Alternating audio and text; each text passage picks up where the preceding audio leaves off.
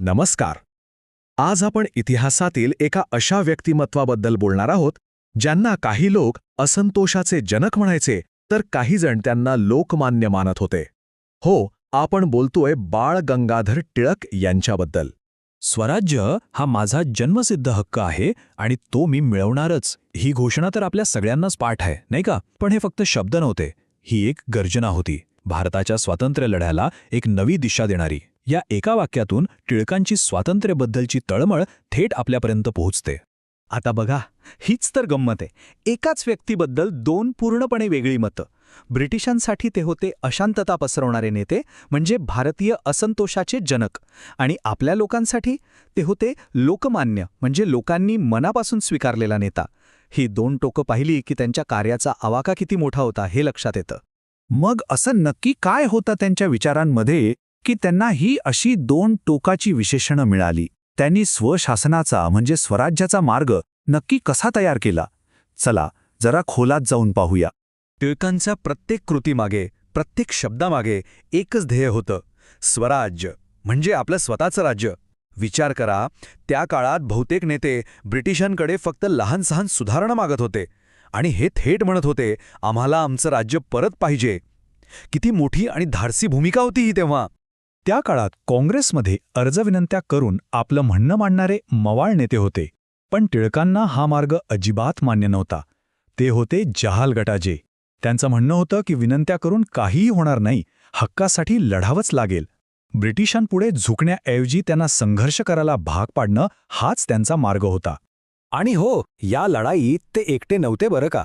त्यांच्यासोबत होते लाला लजपतराय आणि बिपिनचंद्र पाल. या तिघांची जोडी म्हणजे लाल बाल पाल.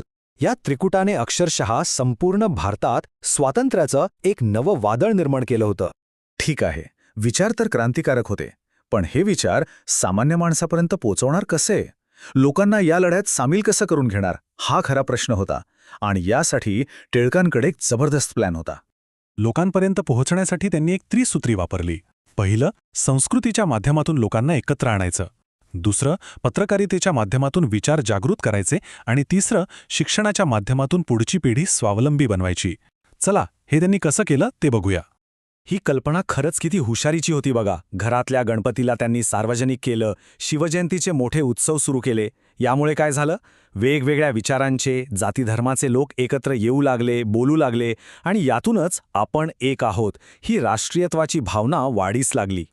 त्यांचं दुसरं शस्त्र होतं त्यांचं लिखाण. त्यांनी 2 वृत्तपत्र सुरू केली. एक मराठीतून केसरी, जो थेट सामान्य माणसाच्या भाषेत त्यांच्या मनाला भिडणारा होता, आणि दुसरा इंग्रजीतून द मराठा, शिक्षित वर्गासाठी आणि ब्रिटिशांच्या धोरणांवर थेट टीका करण्यासाठी. आणि तिसरी सगळ्यात महत्त्वाची गोष्ट म्हणजे शिक्षण. टिळकांना पक्क माहीत होतं की जोपर्यंत आपली तरुण पिढी शिकणार नाही तोपर्यंत खरं स्वातंत्र्य मिळणार नाही. म्हणूनच त्यांनी डेक्कन एज्युकेशन सोसायटी आणि फर्ग्युसन कॉलेजसारख्या संस्था उभ्या केल्या. बरं, इतकं सगळं केल्यानंतर आज आपण टिळकांना कसं ओळखतो? त्यांचा वारसा काय आहे? तुरुंगातल्या अंधार कोठडीपासून ते लोकांच्या मनावर राज्य करण्यापर्यंतचा त्यांचा प्रवास खरंच अविश्वसनीय आहे.